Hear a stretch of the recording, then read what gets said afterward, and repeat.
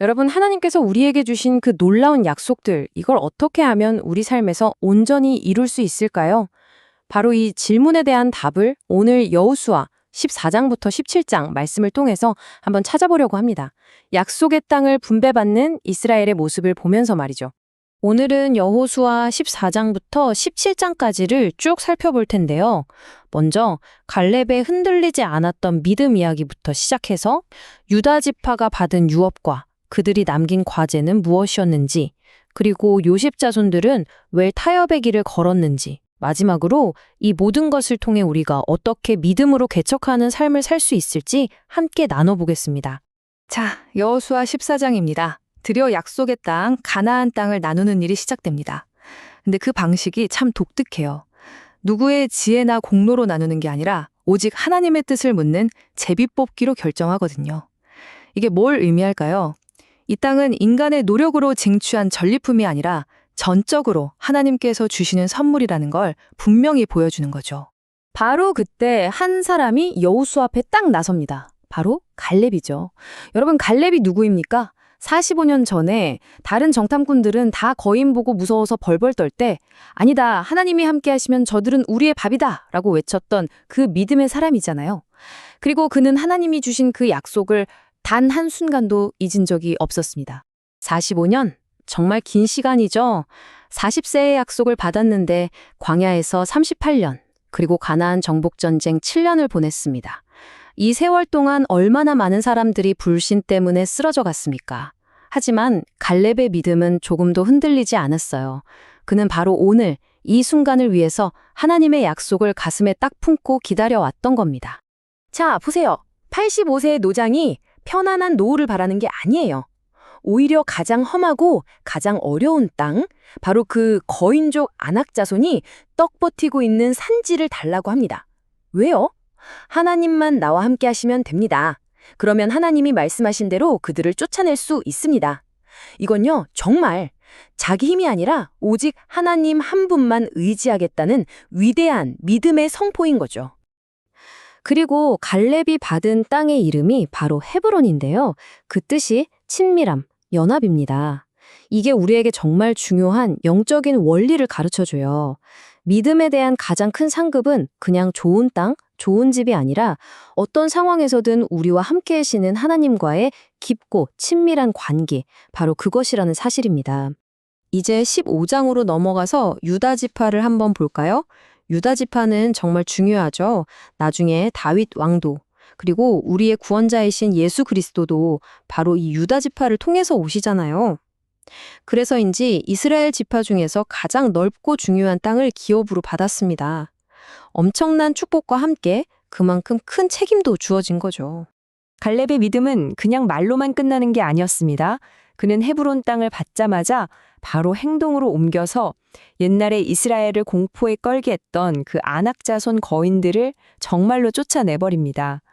그리고 이런 믿음은 그의 사위 온니엘과 딸 악사에게까지 그대로 이어져요. 믿음의 가문이란 바로 이런 거구나 하는 걸 보여주죠. 하지만 이렇게 위대한 유다 지파에게서도 좀 안타까운 모습이 발견됩니다. 그들은 수많은 땅을 정복했지만 나중에 이스라엘의 수도가 될 그 핵심 도시 예루살렘에서 여부스 족속을 완전히 쫓아내지는 못했어요. 그 하나쯤이야 싶었을까요? 아니요. 이 작은 불순종이 결국 나중에 다윗 시대가 올 때까지 이스라엘을 계속해서 괴롭히는 가시가 되어버립니다. 자, 16장으로 가보겠습니다. 여기서는 요셉 자손, 그러니까 에브라임과 므낫세 지파 이야기가 나옵니다. 이들이 두 몫의 기업을 받는 장면은요, 사실 수백 년 전에 할아버지 야곱이 했던 그 축복의 예언이 드디어 이루어지는 정말 감격적인 순간입니다. 그런데 여기서도 안타까운 패턴이 또 반복돼요. 유다 지파처럼 에브라임 지파 역시 게셀이라는 지역의 가나안 족속을 완전히 몰아내라는 하나님의 명령에 온전히 순종하지 않습니다. 대신에 그들을 노예로 삼아서 일이나 시키는 눈앞의 이익과 타협하는 길을 선택하고 말죠. 당장은 그게 더 편하고 이득인 것처럼 보였을지도 몰라요. 하지만 하나님의 명령에 대한 이 불완전한 순종, 세상과의 이런 타협은 결국 이스라엘 땅의 우상 숭배의 뿌리를 그대로 남겨두는 것과 같았습니다. 이 남겨진 가시들이 나중에 이스라엘 전체를 영적인 타락으로 이끄는 아주 치명적인 독이 되고 맙니다. 이제 마지막 17장입니다. 여기서는요, 하나님의 약속을 대하는 두 가지 태도가 아주 극명하게 대조되면서 오늘 우리에게 정말 중요한 도전을 던져줍니다. 먼저 긍정적인 예는 슬로보앗의 딸들이에요. 그 시대에 아들이 없으면 재산을 물려받을 수가 없었는데 이 딸들은 포기하지 않았어요.